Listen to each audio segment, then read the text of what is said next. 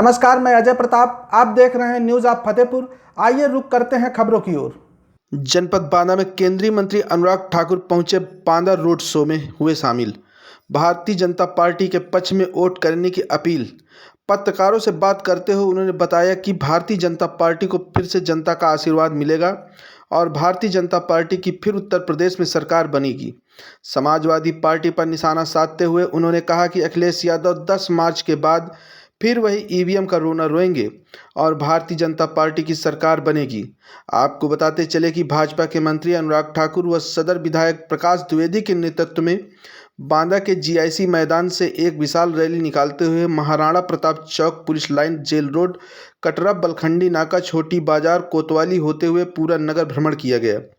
इस दौरान जगह जगह पुष्प वर्षा के साथ साथ छोटी बाजार में मंत्री जी को राम दरबार का स्मृति चिन्ह भेंट किया गया। आज की रैली के समय लाखों की संख्या में उमड़े जनसमूह से पूरा नगर भगवामय दिखाई दिया।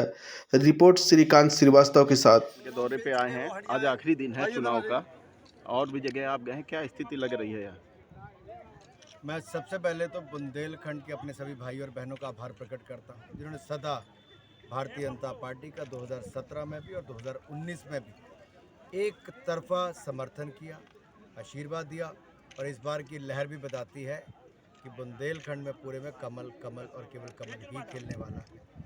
और एक बड़ा कारण ये भी है कि जो अटल जी की सोच थी कि केन बेतवा लिंक प्रोजेक्ट को बनाया जाए, मोदी जी ने 44,605 करोड़ रुपए का ये प्रोजेक्ट सिंचाई के लिए और पीने की सुविधा के लिए मंजूर किया है। मुझे वो भी दिन याद है जब ये अखिलेश जी ने यहाँ से पानी की ट्रेन वापस भिजवा दी थी। मोदी जी ने भिजवाई थी लेकिन अखिलेश जी ने वापस भिजवा दी।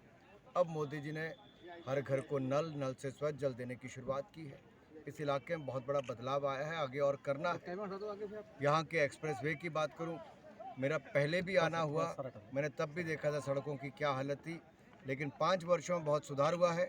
अगले 5 वर्षों में आप पूरे बुंदेलखंड में एक बड़ा बदलाव देखेंगे, जिसकी कल्पना शायद किसी ने पहले ना की हो। उससे भी आगे करके मोदी जी, योगी जी की डबल इंजन की सरकार करेगी। सर, जो विकास कार्य किए हैं मोदी जी ने, इन 5 सालों की बात करें योगी जी ने, तो क्या लगता है कि जो 19 सीटें पिछले बार भी बुंदेलखंड की पूरी मिली थी, तो फिर वही इतिहास दोहराएगा?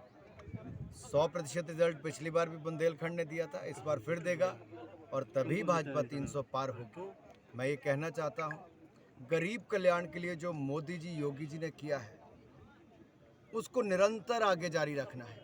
43 लाख लोगों को पक्के मकान बना कर दिए। अब एक बार फिर हर बेघर को, अनुसूचित जाति, जनजाति, घुमंतु, पिछड़ा वर्ग या कोई अन्य गरीब हो, हर किसी को पक्का मकान बना कर देंगे। रसोई गैस के सिलेंडर 1,86,00,000 बहनों को दिए थे, अब 2 मुफ्त होली और दिवाली पर देंगे। हमने मुफ्त स्वास्थ्य की सुविधा 5 लाख की दी थी, इसको आगे बरकरार रखेंगे।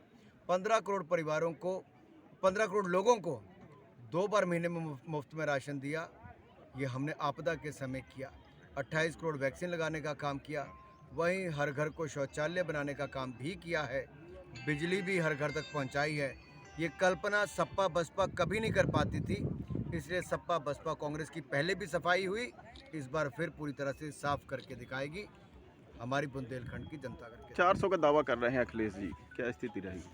100 भी पार नहीं कर पाएंगे अखिलेश जी। 7 चरणों के बाद 100 भी पार नहीं कर पाएंगे, फिर घर की ओर वापस जाएंगे। 10 मार्च को विजय। 10 मार्च का दिन होगा। अखिलेश जी का